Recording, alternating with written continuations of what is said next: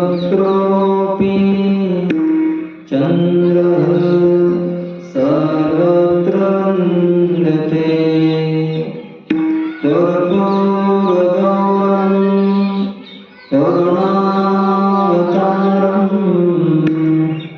संसारसारं भुजगेन्द्रहारं सदा वसन्तं हृदयारविन्दे भवं भवानी सहितं नमामि। गुरुर्ब्रह्मा गुरुर्विष्णुः गुरुर्देवो महेश्वरः गुरु साक्षात् परब्रह्म तस्मै श्री गुरवे नमः। बोलिए सद्गुरु भगवान की जय। पवन सुत हनुमान जी महाराज की जय। सब संतन की जय। सद्गुरु भगवान की जय। गणेश्वर भगवान की जय। ओम नमः पार्वतीपतये हर हर महादेव।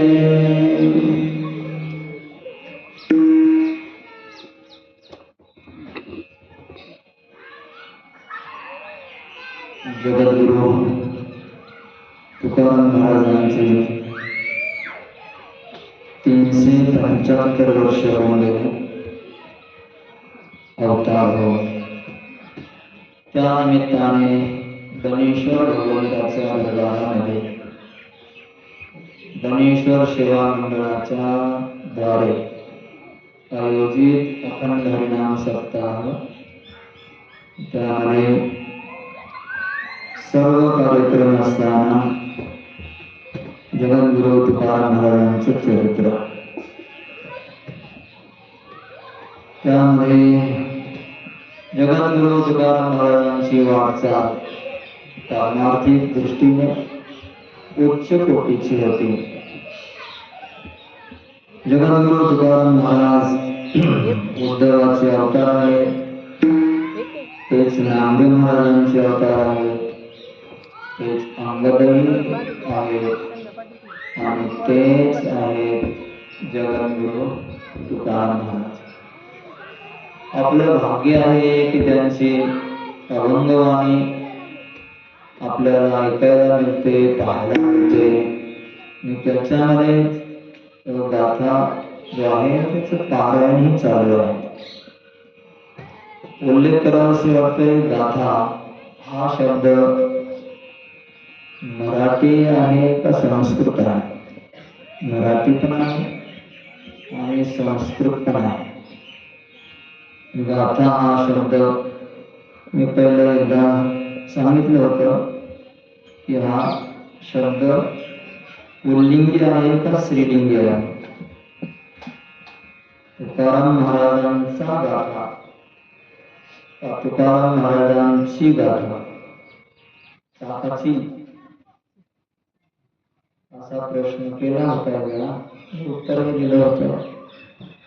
आता जे ऐकायला होते ते नाही कळलं, जरी असले तरी त्यांना आठवत नाही। नाही, तुकाराम महाराजांचा गाथा नाही, मग तुकाराम महाराजांची गाथा श्रीलिंगी आहे शब्द। माऊलीची ज्ञानेश्वरी श्रीलिंगी, नामदेव महाराजांची गाथा श्रीलिंगी, माऊलीची गाथा श्रीलिंगी। गाथा शब्द हा श्रीलिंगी आहे। अभंगवाणी जगासमोर जगद्गुरु तुकाराम महाराजांनी ठेवली। गंगाधर मवाळ आणि संताजी जगनाडे तेली या दोघांनी ते अभंग जसे प्रवाहित झाले तसे ते लिहिले गेले. बरेच अभंग झाले. वेदाचा तो अर्थ आम्हासीच ठावा, इतरांनी वहा भार माथा. जेवढे अभंग गाथ्यामध्ये आहेत सगळे अभंग देवाला आळवत असतानाचे आहेत. आणि या चारही युगामधील असणाऱ्या माणसाच्या प्रश्नांची उत्तरं आहेत. कोणताही प्रश्न तुम्हाला आला तर गाथ्याला विचारायचं, मनाने काही करायचं नाही. रोग झाला काय करावं, पथ्य नाम विठोबाचे अनेक वाचे नसेवी. सुख कुठं आहे, सुखरूप ऐसा विधापूर्ण सांगा, माझा पांडुरंगा सारी खातो. एखाद्या माणसाला भांडण होत असतील तर काय करायचे? शत्रुता समाप्त करायची. चित्त शुद्ध तरी शत्रू मित्र होती, व्याघ्रहीन खाती सर्प तया. चित्त शुद्ध करायचं, भांडण होणार नाही. असे अनेक प्रश्नांची उत्तर गाथ्यामध्ये आहेत. स्वर्ग मृत्यू पाताळ सगळ्याचं वर्णन आहे, पांडुरंगाचं आहे. फक्त गाथा उघडला पाहिजे. यज्ञ कोणता श्रेष्ठ आहे याचंही वर्णन केलं. जपतप ध्यान सगळं काय, धर्म कोणते श्रेष्ठ आहे याचंही वर्णन केलं. सगळ्यात श्रेष्ठ धर्म आहे हरीचं नाम घेणं. जगामध्ये सगळ्यात श्रेष्ठ सेवा कोणती आहे? तुका म्हणे देवा, संत सेवा सगळ्यात श्रेष्ठ आहे. असे अनेक प्रश्नांची उत्तर गाथ्यामध्ये अभंग सरिता प्रगट होऊ लागली. तत्काळामध्ये जगद्गुरु तुकाराम महाराजांचे विरोधक रामेश्वर शास्त्री होते. नाव सुंदर आहे रामेश्वर. बापाने आईने चांगलं नाव ठेवलं रामेश्वर. पण शास्त्री पदवी पण घेतली.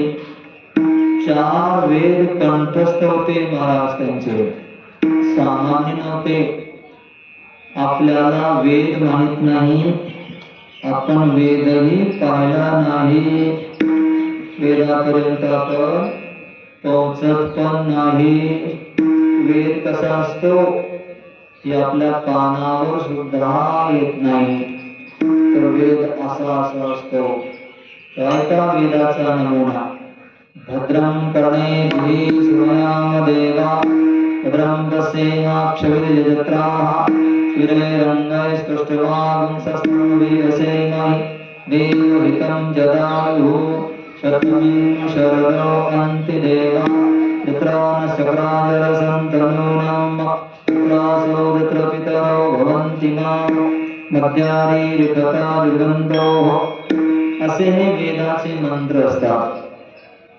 हे वेद त्याला कंठस्थ होता आणि अर्थासहित त्याच्यामध्ये पद कोणतं आहे, तो कोणता समास त्याच्यामध्ये झाला हे पण रामेश्वर शास्त्रींना कळत होतं.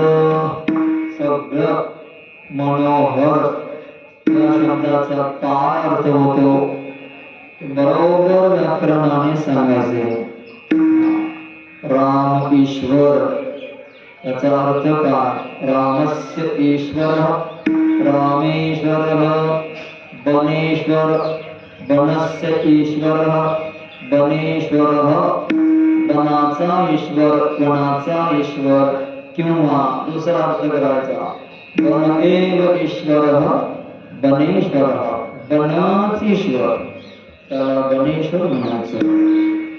असा मनसीज हे लौकिक, ऐका, लौकिक भाषेचं व्याकरण वेगळं आहे आणि वेदाचं व्याकरण थोडं वेगळं आहे.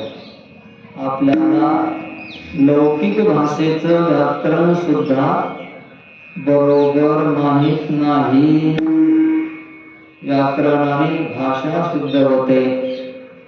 तसं वेदाचं जे व्याकरण आहे, लौकिक व्याकरण, गीता समजण्यासाठी व्याकरण आहे, भागवत समजण्यासाठी व्याकरण आहे, पुराण कळण्यासाठी व्याकरण आहे. हे व्याकरण अहोरात्र अभ्यास केला तर 4 वर्षामध्ये पूर्ण होत आणि 4 वर्षानंतर 2 वर्ष वेदाचं व्याकरण असतं. वेदाचे शब्द वेगळे बनतात. गुण गुण कशाला म्हणतात?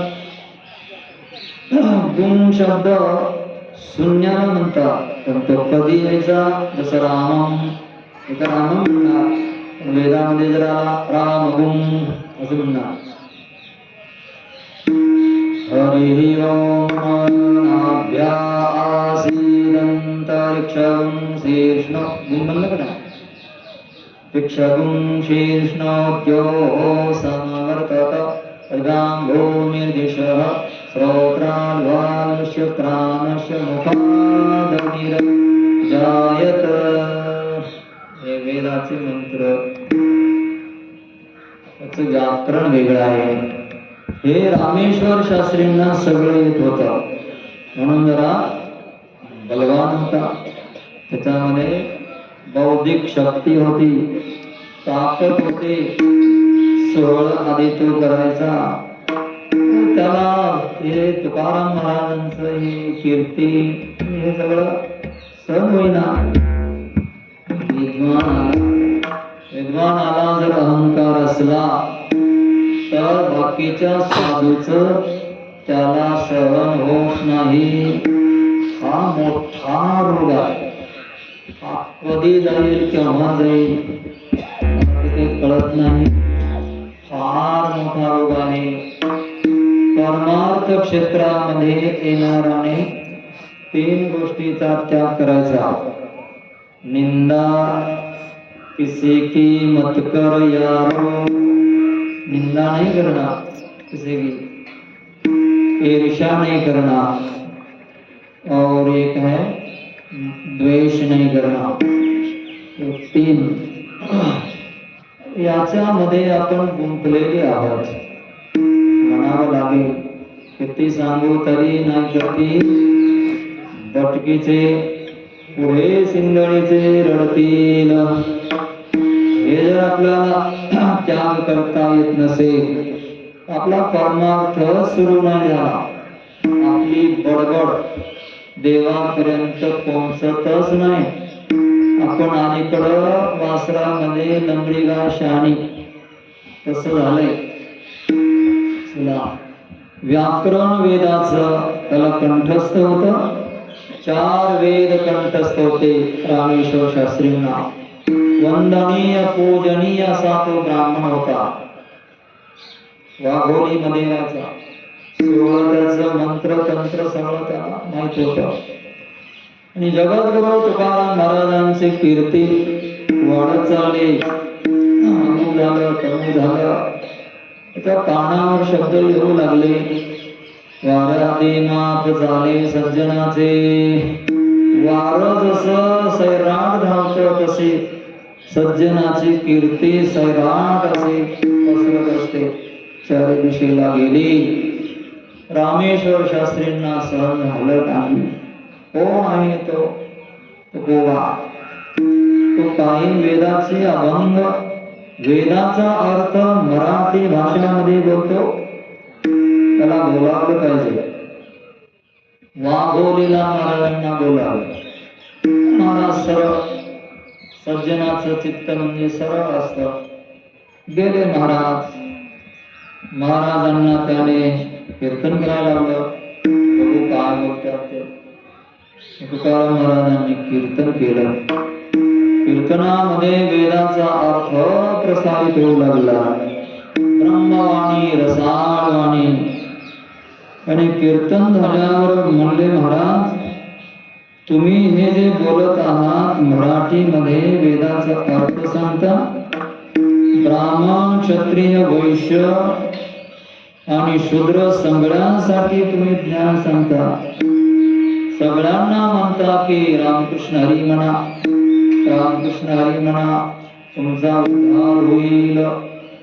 आणि वेदामध्ये तर असं नाही, फक्त ब्राह्मणांना अधिकार आहे. यद्यपि वेदामध्ये सगळ्यांना अधिकार आहे, क्षत्रिय वैश्य शूद्र सगळ्यांना. वेदाचा अधिकार नाही सगळ्यांना, पण नाम घेण्याचा अधिकार आहे सगळ्यांना. तुम्ही हे वेदाचा अर्थ मराठीमध्ये प्रगट करता, हे बरोबर नाही तुमचं. तुकाराम महाराज म्हणले, काय चुकलं माझं? जे चुकलं असेल महाराज तुम्ही वापस घेऊ शकतो. काय नाही, जे तुम्ही इथून पुढं अभंगाची रचना करायची नाही. तुम्ही लिहिलेत म्हणतात अभंग, लयाला सुरुवात केलेली आहे असं म्हणतात. केलं आहे थोडं थोडं, काही जवळच्या माणसांनी लिहिलं आहे, असं बोलत जातो. आता इथून पुढं बोलायचं नाही. तुकाराम महाराज म्हणले, वा देवाने माझ्यावर कृपा केली, आता मला कोणालाही बोलायची गरज नाही. कीर्तन माझे बंद सांगितले शास्त्री महाराजांनी. ठीक आहे, आता फक्त देव आणि मी एकांतामध्ये बसायचं आणि रामकृष्ण हरी म्हणत राहायचं. बरं झालं पंडितजी, शास्त्रीजी, तुमचं मला मान्य आहे, बिलकुल सही आहे. पण माग जे मी एवढे अभंग लिहिले त्याचं काय? ते अभंग, त्या अभंगाला दगड बांधायचे आणि तुमच्या हातानेच डोहामध्ये सोडून द्यायचे. पाटलाला पत्र लिहिलं, वाघोलीवरून देहूला. तुकाराम महाराज देवाला आवडतात, गेले देहूमध्ये. ओकला पाटील गावचे हे लोक, आता माझ भीक कोण घाले. जेव्हा गावामधले लोक रागवतील, ऐका, जेव्हा गावामधले लोक रागवतील, आपल्या परिवारामधले लोक रागवतील, ज्या वेळेला आपल्या जवळचे लोक आपल्याला भांडतील, त्या वेळेला समजायचं आता चित्रकूट पर्वत जवळ आहे. समजायचं, लवकर आठवण येईल त्याची. लक्ष्मणजी, भरतजी, शत्रुघ्न महाराज, सीता आणि रामचंद्र प्रभू, या सगळ्यांचे हेच विचार रामायणामध्ये आहेत. आपल्या घरचे भांडावेत, आपल्या जवळच्या लोकांनी आपल्याला शिव्या द्याव्यात, असं आता उद्या शिवरात्र झाल्यावर महादेवाला मागा की आपल्याला महादेव तुमच्या आशीर्वादाने बायकोने भांडावं, पोरावर प्रेम केलं 100%, आणि त्यांनी आपल्याला हा बापाला म्हणावं नालायक, काय करत नाही याला. तेव्हा समजायचं हा देवाचा प्रसाद आहे. एवढी हिंमत आहे का?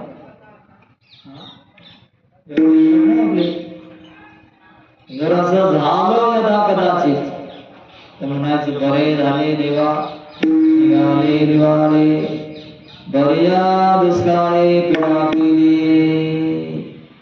बरे झाले देवा, गाईल करपिसा, बरी हे दुर्दशा जनामध्ये. आणि खरंच काय, जेव्हा लोक जवळ नसतात ना, तेव्हा देवा सगळे घरी नसतात सांगतात, आणि ज्यांच्यासाठी केलं त्यांनी रागवल्यावर तर चांगलं भजन होतं, एकदम परफेक्ट. कोणी तिकडं हलत नाही काय. असं व्हायला पाहिजे. प्रत्युपकार करायला पाहिजे. जर असं झालं, खरा जर असेल तर नक्की देवाकडे जाईल, देवाला तो प्रसन्न करून घेईल. आणि या लोकांचं काय, लोक तर अग्नी आहे, अग्नी. वेदाने 5 प्रकारचा अग्नी सांगितला. पृथ्वी वाव गौतम अग्नी, अंतरिक्ष वाव गौतम अग्नी, पुरुषो वाव गौतम अग्नी, योषित वाव गौतम अग्नि, लोको वाव गौतम अग्नि. लोक अग्नी आहे. साधूला लोक जिवंत राहू देत नाही. त्रास दिला महाराजांना. महाराज, तुमच्यामुळं आम्हाला वाघोलीचा अध्यक्षांचं पत्र आलं. तुम्ही ते अभंग डोळामध्ये बुडवून टाकायचे. इथून पुढे तुम्ही बोलायचं नाही असा फरमान सोडलं महाराजांना. महाराजांनी घेतलं पत्र. ठीक आहे, काय हरकत नाही. गाथा बोललेला होता. तर भाषा आणखी गाथा देवामध्ये आहे, मोडी भाषा कळत नाही.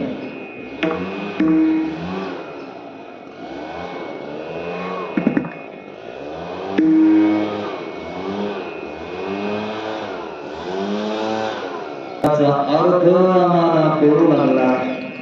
कसं राहावं, कसं खावं, काय बोलावं, काय ऐकावं, आपलं हित कशामध्ये आहे, कशाने आपल्याला आनंद मिळेल, सुख मिळेल, समाधान, शांती मिळेल, त्याचा अर्थ आम्हाला समजू लागला.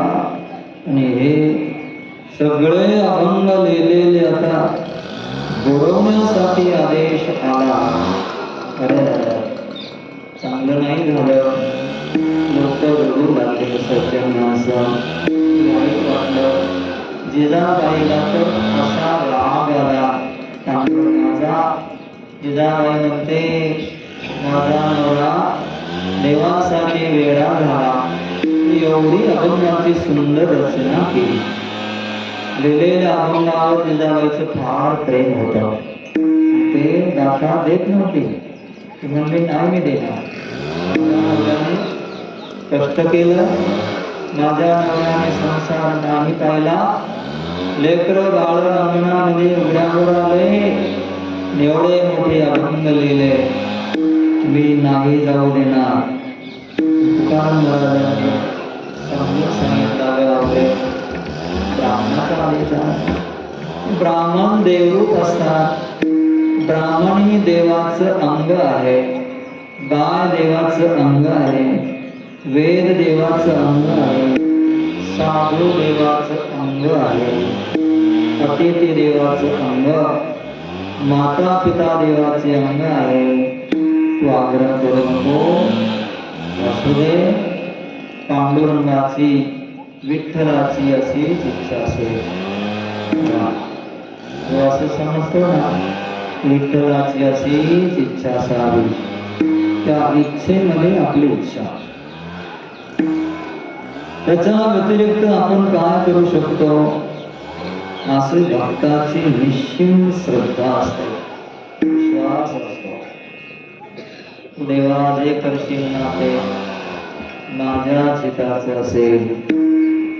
तुझ्या इच्छेच्या विरुद्ध मी कधीच करणार नाही, असं खरा संत म्हणतो. घेतला गाथा.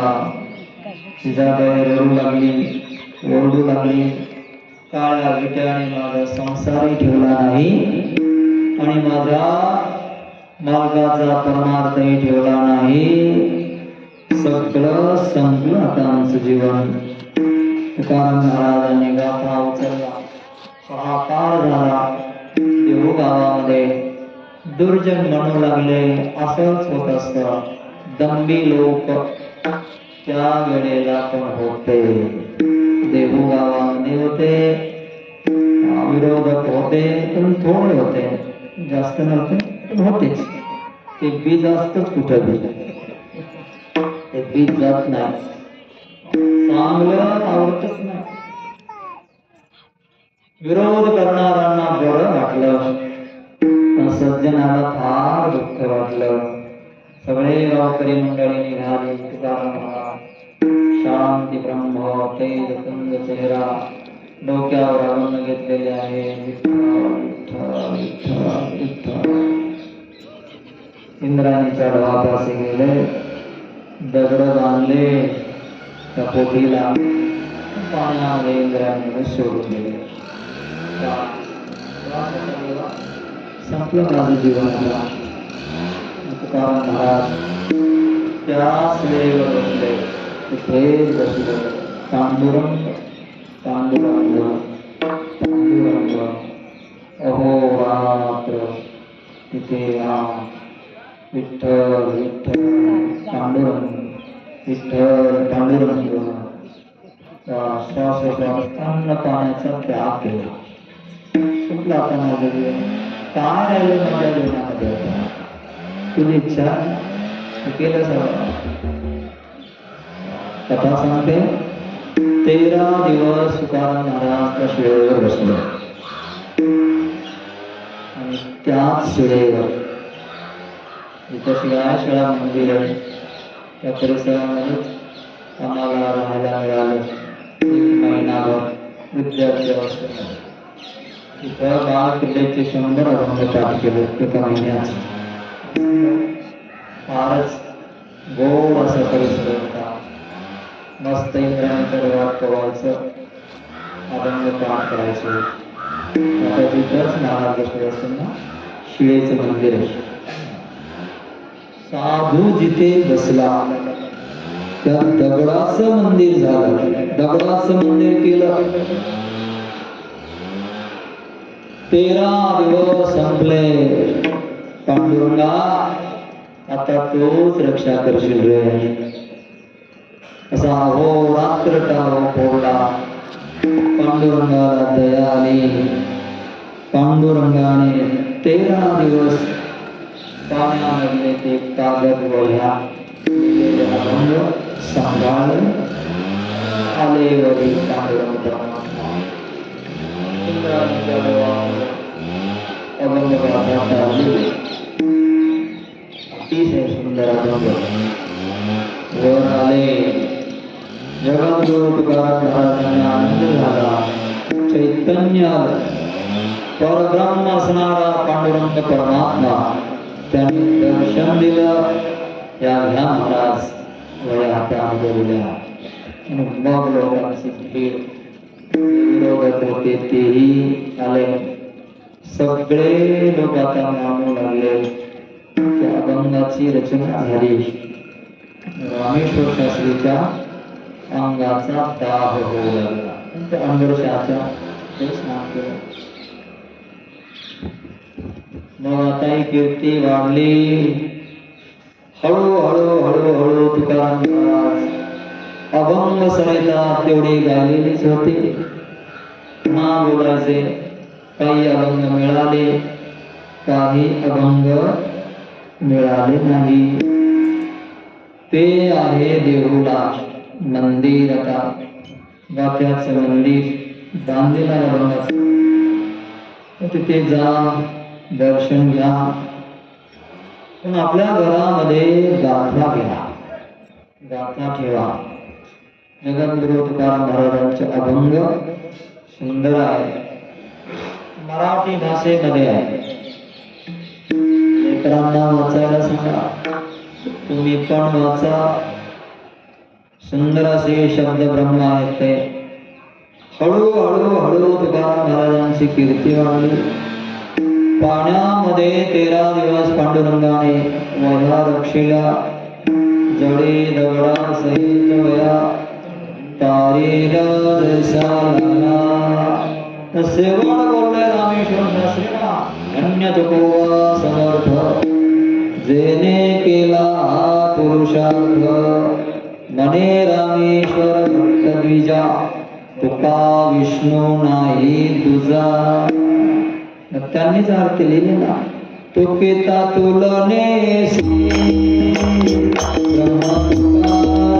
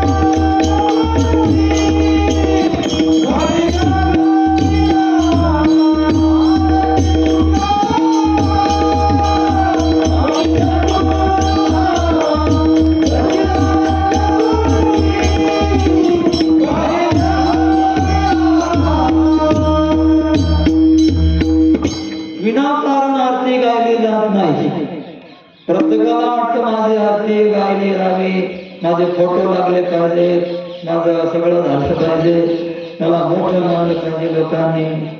याच्यातच संपलं सगळं. ज्याला मोठं व्हायचंय ना त्याने सरळ अंतकरणाने म्हणायचं, देवा मला लहान कर. लहानपण देवा देवा मुंगी साखरेचा रवा. मुंगीला कुठेही पडलेली साखर खायला मिळते, हत्तीला कुठेही पडलेली साखर खायला मिळत नाही, त्याला अंकुश मिळतो. हत्ती झाला की अंकुश.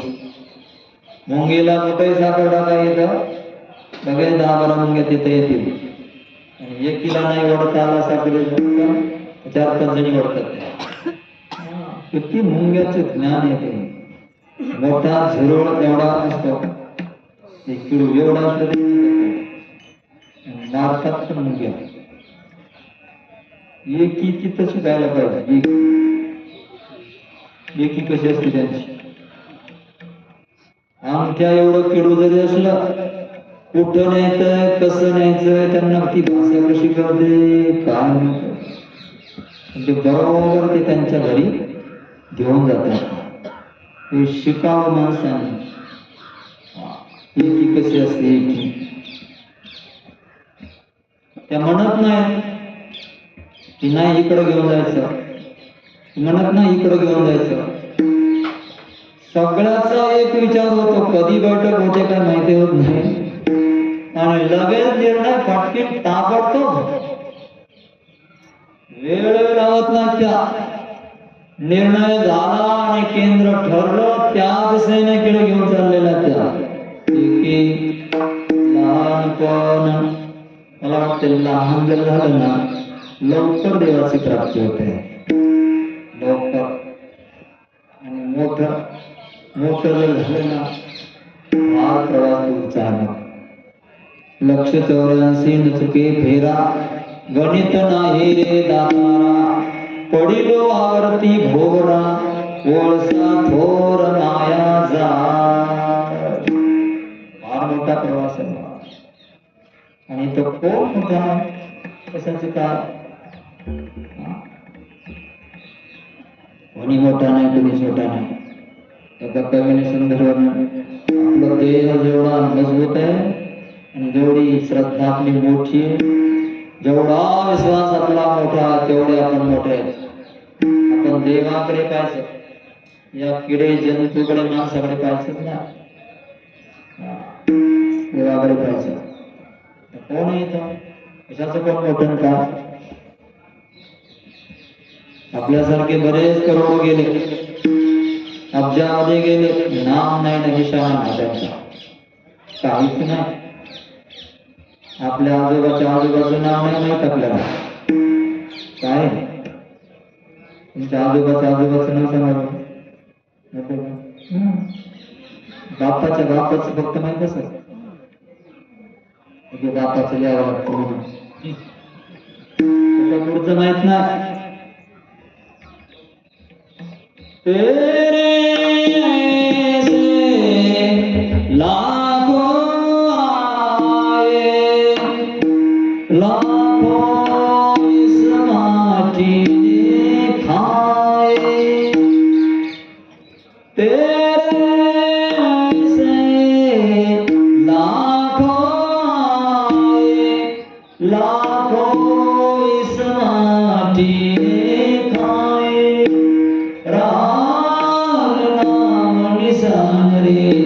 बंदे झूठी रे, मत कर तो अभिमान, मत कर तो अभिमान रे, बंदे झूठी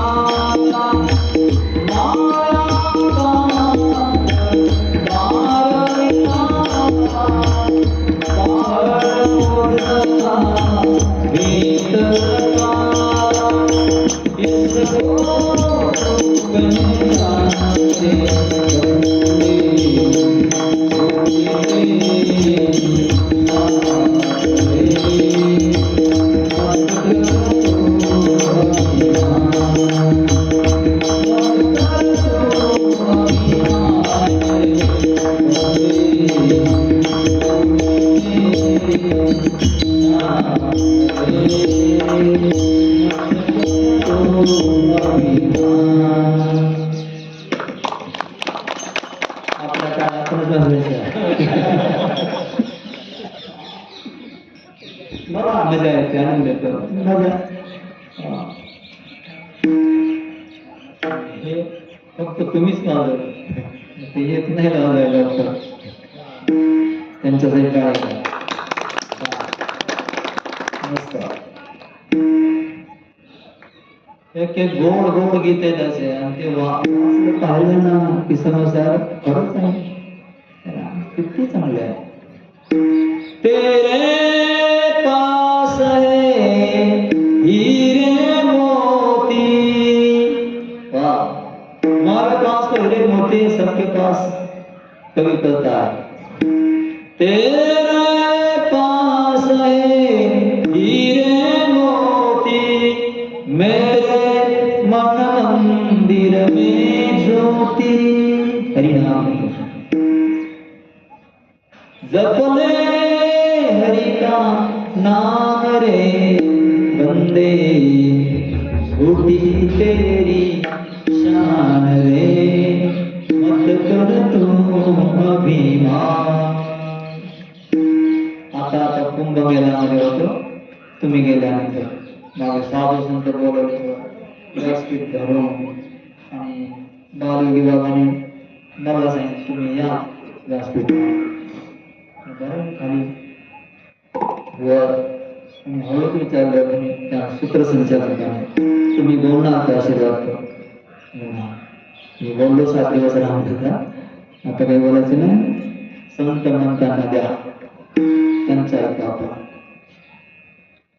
हे गुण साधन ते नहीं होई, प्रभु की कृपा पाव कोई कोई. मुंगी झाल्यावर साखर खायला मिळते, लहान व्हावं कारण महाराजांनी लहानपणा स्वीकारला, देवाने जवळ घेतलं, वधा पुरवलेल्या आणल्या आणि दिल्या. महाराजांची कीर्ती वाढू लागली, परिणामामध्ये रंगाचे फार रस आहे त्या नामामध्ये, फार रस. रंगल्यावर कधी कधी 4 दिवस तसे बसून राहायचे.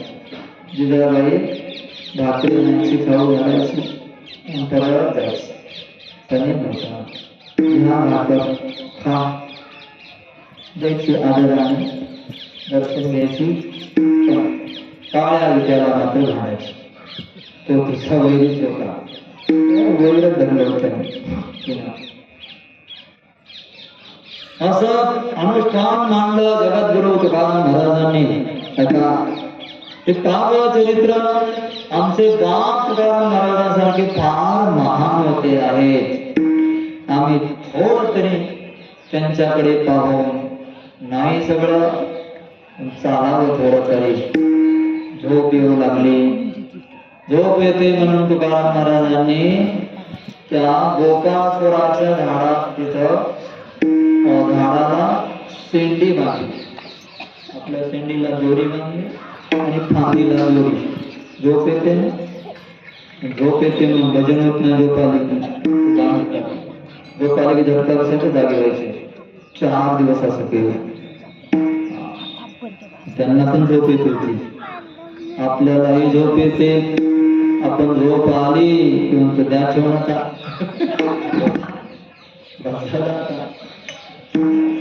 घ्या म्हणे बोलत ना लवकर बोले काही चहा ना चहा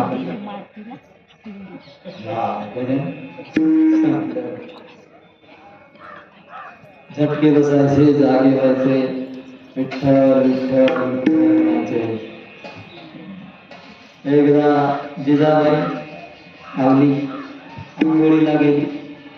एकच साडी होती अंगावर चांगली होती. आईने घेऊन गेली होती साडी नाती ते आणलेली आहे. आंघोळ करायची म्हणून दुसरी फाटकी अर्धी ती गुंडाळ कमरेला चोळी अंगामध्ये आंघोळीला गेली. आवली जिजामाता आंघोळ करते. एवढ्यामध्ये एक भिकारीण आली. ती भिकारीण म्हणले ओ दादा काही आहे का लुगडं वगैरे आहे का मला द्या ना. तुकाराम महाराजांनी आवाज ऐकला आणि नाणीवर ठेवलेलं दगडावर लुगडं दिसलं. पुनवलं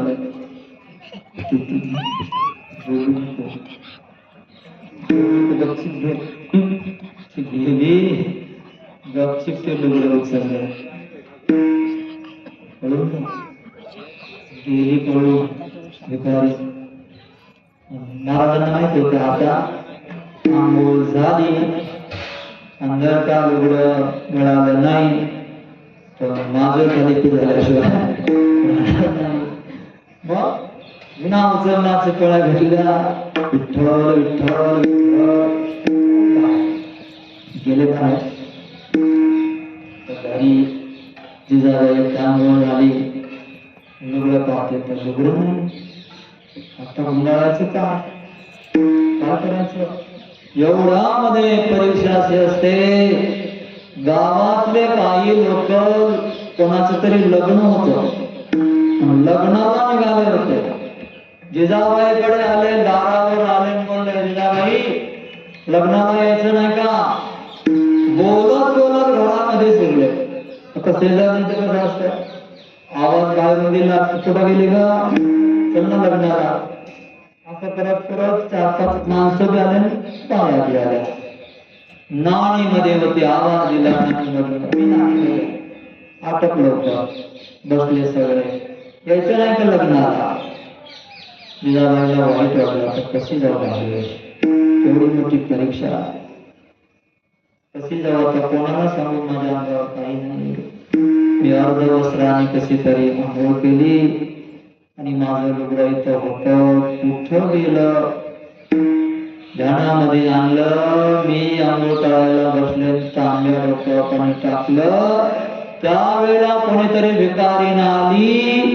मला काहीतरी लुगडं आधी द्या म्हणली. एवढं मी ऐकलं होतं आणि माझ्या नवऱ्याने नक्कीच माझं लुगडं देऊन टाकलं. गॅरंटी के साथ तिला विश्वास आला. तिला माहित होतं आमचं रत्न कसं आहे ते. यांनी दिलं आणि मी रागावल म्हणून कुठं आता गेला काय माहित नाही. त्यांचं आरोतरे बोलायचं जिजाबाई प्रेम होतं. बायकोवर जरी बोलली ना तर त्याच्यामध्ये प्रेम असते. हक्क असतो. सेवेचा एकांतामध्ये बोलायचं. सत्यात आल्यावर नाही बोलायचं. एकटा असल्या बोलायचं. एकटा असल्या बोललं सम होत. लोकांमध्ये जर का त्याला आता तुला बोललं की मग खेळ बिघाडा. तसं कोणी बोलत नाही. एकांतामध्ये बोलणार. लोकांतामध्ये बायको नवऱ्याला कधीच आता तुला बोलत नाही. बोलली बोलली ना एकांतामध्ये. लोकांमध्ये कधी आलं तुला बोलत नाही. लोकांतामध्ये तर म्हणते माझ्या नवऱ्याच्या अंगावर चांगले कपडे असावे, इस्त्री असावी, बदला दुसरं घाला, सत्य जायचे तुम्हाला, आरती करायची आहे, असं कसं बोलून व्यवस्थित दिसला पाहिजे माझा नवरा, आधी इज्जत झाली पाहिजे. तिच्या मनात असतं. एकांतात जर ती बोलली काही खरं वगैरे तिकड बोलली ते तिचं प्रेम असतं. बोलू लागली, नक्कीच माझ्या नवऱ्याने लुगडं नेलं, त्या विटानीला दिलं. या काळ्या विट्या मुर्द्याच्या नादाने माझा नवरा वेडा झाला. काय करू आता, मला संकट पडलं. एवढं मनामध्ये आणलं आणि तेवढ्यामध्ये पांडुरंगाला दया आली. दास्य करे दासाचे पुणे नसावे दयाचे. दासाची सेवा करणारा जो दास आहे त्याच्याकडे विशेष पांडुरंगाचं लक्ष असतं. लक्ष गेलं माझ्या दासाची दासी सेवा करणारी आणि ती आज नग्न अवस्थामध्ये अर्धवस्त्रावर नाणीमध्ये बसलेली आहे. तिला वस्त्र नाही. माझ्या भक्ताने दान दिलं लुगडं, म्हणून पांडुरंगाने आपला स्वतःचा पितांबर तिथं लुगड्याच्या ठिकाणी ठेवला. वासाला सुगंधित तुळशीचा पितांबर नक्कीच काळ्या विट्याने दिला असं. काळ्या विट्याने दिला असं. त्याचाच पराक्रम आहे. तोच आहे देणारा आणि तोच आहे छळ करणारा सुद्धा आमचा. नेसला दिने पितांबर जास्त साडी, पितांबर सारखी साडी नाटी तिला दिसली. आणि काय हे लग्नाला यायचं नाही का? लोक म्हणले नाही लग्नाला यायचं. मला काम धंदा माझ्या नवऱ्याला जेवण करायचंय. ते उन्हात गेले, कुठं गेले शोधावं लागेल. मला लग्नाला यायचं नाही. आपलं काम सोडून लग्नाला दिसायला गेलो. मी होतं लोकांचं काय करायचं लग्न यांचं. हे काय खायला देत नाही. झोपले सगळ्यांनी आमचा वनवास केला आणि हे थोडंच लग्नाला जाऊन माझं पोट भरणार आहे. तुमचं तुम्हाला मी नाही येणार लग्नाला. असं चरित्र जगद्गुरु तुकाराम महाराजांचं. एकांतामध्ये महाराज जायचे गेले. महाराज म्हणले, देवा माझ्या मुखामध्ये तुझं नाम येऊ दे, तुझी कीर्ती माझ्या कानावर पडू दे, माझ्या डोळ्यासमोर तुझं रूप असू दे. घे घे माझे वाचे, घे घे माझे वाचे.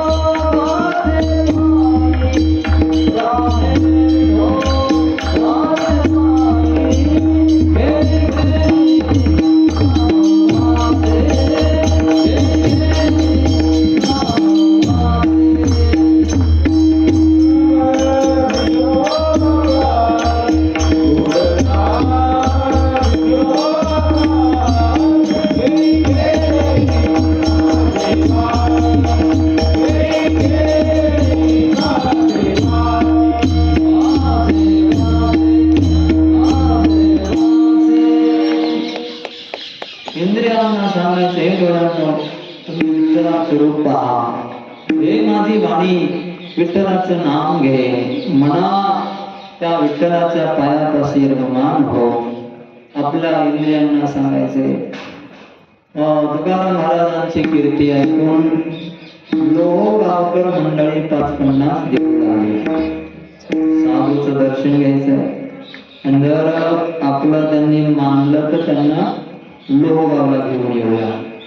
आले सगळे महाराजांचं दर्शन घेतले, बसले. महाराज आमच्या गावाला चला, तुमचं कीर्तन ठेवायचंय. महाराज म्हणजे काय हरकत नाही, चला. पायी पायी चाललेले आहेत. लोहगावामध्ये महाराज आले. भजन कीर्तन 1 महिनाभर तिथं राहिले. त्या महिन्यामध्ये एक आजी होती. म्हातारीला इच्छा झाली महाराजांचं कीर्तन ऐकायचं. गोड वाटतंय, देवापाशी बसल्यासारखे वाटतंय, फारच चांगलं वाटतंय. तिला इच्छा झाली की महाराज आमच्या घरी जेवायला येताना. महाराज म्हणले हो येतो, पण आताच नका येऊ, माझ्यापाशी पैसे नाही. माझ्यापाशी पैसे नाही, मी काम करेल 8 दिवस आणि पै गोळा करून मी साहित्य आणील, तुम्हाला जेवायला बोलेल ना. हो बघा भाव असतो, हा खरा भाव असतो. साधन सगळे असले आणि आपण बोलवलं जेवायला, त्याच्यामुळे भाव असलं कारण की चांगलंय. पण साधन नाहीये तरी पण मी कोणाचं तरी ऐकलं बघा, प्रेमानंदजी महाराजांचं ते म्हणतात, लाखो रुपये देणारी माणसं आहेत, लाखो रुपये देतात, पण त्या देण्यामागे थोडासा ग असतो. तर त्यांचे पैसे घेऊ नये, आम्ही घेतही नाही. जर एखाद्या म्हातारी आजीने जर 10 रुपये दिले तर आम्ही प्रेमाने घेतो, कारण त्या 10 रुपयामध्ये तिचं फार मोठं प्रेम असतं. तुम्ही मराठवाड्यामध्ये बघा, कथा प्रवचन संपलं ना आमच्या सारख्याचं, म्हातारी कोणी जे असतात महिला मंडळी त्या दक्षिणा देऊन काय करतात, 10 रुपये का देते, तिच्यापाशी नसले दुसरीला बघणार, देवला आमच्या देतात म्हणतात. घरी गेल्या मला पोराचं घेऊन देतो, ते मला 10 रुपये 20 रुपये बंदी असली सुट्टे द्या मला, आमच्याच पैशातले घेणार सुट्टे. काय तुम्हाला कायच असला आनंद या शुक्ल ठरले तुम्हाला काहीच कीर्तन झालं काय मिळालं, आमचेच सुट्टे द्या मला, दिले सुट्टे. तिच्या हाताने अर्थ ना, स्वतःच्या हाताने अर्थ पायातून घ्या. काय नसलं 5 रुपये का होईना पण देणार, 1 रुपया का होईना पण देणार. दक्ष दर्शन खाली हाताने घेत नाही मराठवाड्यामध्ये. आता इकडं तसं दर्शन घेतात, कारण इकडे पैसे भरपूर 500 कसे द्यावा. खाली हाताने जर तुम्हाला घेतलं तर घेतलं, नाही घेतलं तुम्ही घेता म्हणा दर्शन. आता शेवट काला झाल्या दर्शन घ्या आणि 500 रुपये द्या. सुट्टी नाही ना तुमच्या पैसे. तशी पद्धती आहे, भाव होता. म्हणून भावेन देवो कलया नरेंद्र. म्हातारी म्हणली महाराज तुम्हाला जेवण करायचं आहे पण पैसा नाही माझ्यापाशी. 8 दिवस मी कामाला जाते कृपयाला आणि 8 दिवस पै करून मी तुम्हाला माझ्यापाशी साचले ना, तुम्हाला जेवायला देते. पहिलं तिनं सांगितलं का बरं? पहिलं सांगितलं तिच्या मनात आहे आपण कष्ट केले, पैसा गोळा केला, कृपयाला गेले इकडे तिकडे पैसे साहित्य आणायचं, जर महाराज नाही आले तर विनाकारणच सुन्यालाही पैसे द्यावे लागतील. म्हणून पहिलं पक्क केलं, पहिलं बांधून घेतलं वाचन. येणार नाही जेव्हा? हा येणार 8 दिवसांनी. ठीक आहे. गेली म्हातारी, काम केलं बिचारीने 8 दिवस रत्नश्री सहित शेतात. 70 वर्षाची माता, कष्ट केले, पैसे मिळाले, साहित्य आणलं जेवणाचं, आणि मग म्हणले महाराज आता उद्या माझ्या घरी जेवायला यायचं. पण महाराज एक अडचण आहे महाराज. काय अडचण आहे? पावसाळ्याचे दिवस आहेत. माझं घर जिथं माझी झोपडी आहे त्या झोपडीच्या शेजारी उंच अशी भिंत आहे पाटलाची, आणि त्या भिंतीने अंग सोडलेलं आहे. काल 2-3 दगड शेजारी पडले. उद्या या रात्रीमध्ये जर पाऊस आला, ती भिंत तर अशी कललेली आहे, पडू शकते महाराज. काय करू मला कळत नाही. महाराज म्हणले घाबरू नको, तुझ्या झोपडीवर भिंत पडणार नाही. मी जेवण करेपर्यंत तरी विश्वास देतो तुला. मी तुझ्या घरचं जेवण करेल आणि नंतरच पडेल. वा, तेव्हा माझ्या लक्षात आलं माऊलीने भिंत चालवली. तुकाराम महाराजांनी आकाशात झुकलेली कशी धरली. झुकलेली अर्धी झुकलेली भिंत पडली नाही. तो बिनधास्त स्वयंपाक कर, तुझ्या झोपडीवर भिंत पडणार नाही. म्हातारीने स्वयंपाक केला. सकाळ झाली, महाराजांना जेवायला बोलवलं. महाराज आले, जेवण झालं महाराजांचं. ढेकरे जेवण दिसे साजे, पूर्ण जेवण झालं. महाराज म्हणले माताजी आता तुम्ही जेवण करा, सगळं व्यवस्थित जेवण होऊ द्या, तोपर्यंत मी इथं बसतो. मी जर आता बाहेर गेलो तर भिंत पडणार. म्हणून तू जेवण सावकाश कर, भांडे घासणं घास. 10-12 माणसांना बोलावलं, सगळ्या लोकांना, आणि सांगितलं पटापट याची बाज सगळा उचला, तिचं साहित्य बाजूला काढा, सगळं भिंत पडणार आहे. सगळं सामान बाहेर काढलं, माझे सहित लोक बाहेर निघाले. म्हातारीला सांगितलं तू पहिले बाहेर हो, सगळे बाहेर व्हा. आणि मग तुकाराम महाराज बाहेर आले. जसं बाहेर पटांगणामध्ये आले, भिंत ढासळली. ताकद आहे भजनाची. वाचा सिद्धी पावाल, अज्ञापक व्हाल, तुम्ही म्हणाल तेच राहील महाबोधू. विठ्ठलाच्या नामाची ताकद जगद्गुरु तुकाराम महाराजांच्या वाणीमध्ये होती. एवढं सामर्थ्य महाराजांमध्ये होतं. धन्य आहेत ते लोक ज्यांनी ज्यांनी तुकाराम महाराजांचं दर्शन घेतलं. रामेश्वर शास्त्री पण बोलले ना, धन्य आम्ही तुका देखीला. धन्य होत आम्ही की तुकाराम महाराजांना आम्ही पाहिलेलं आहे. काहीतरी मागचा आठवत नाही. प्रमाणे महाराजांचा, रामेश्वर महाराजांचा नाही. गेला तो विमानी वैसोनिया, धन्य आम्ही मानू इहलोकी लोका. इहलोकीच्या लोका धन्य आम्ही तुका देखीला. धन्य होत आम्ही तुकाराम महाराजांना पाहिलेला. तुकाचा अर्थ काय आहे? तुकाचा अर्थ आहे तुलना. तुलना परब्रह्म रूपाचे तुलना ज्यांचे केले बरोबर झाले, म्हणून नाम आहे तुकाराम. तुलना केली तुकिता तुलनेसी, ब्रह्म तुकासी आले. म्हणून रामेश्वरे चरणी मस्तक ठेवे. असे जगद्गुरु तुकाराम महाराज आपल्या पंचक्रोशीमध्ये आले. त्यांचं चरित्र ज्या त्या वेळेला ज्यांनी पाहिलं ते तर धन्य झाले. पण आपण इहलोकामध्ये आणि या कालामध्ये जन्माला आलो, महाराजांचे अभंग आम्हाला पाहायला मिळाले.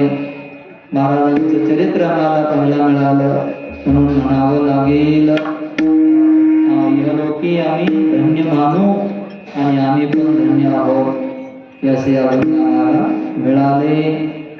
शिल्लक राहिलेलं चरित्र जेवढं होईल तेवढं उद्या गाण्याचं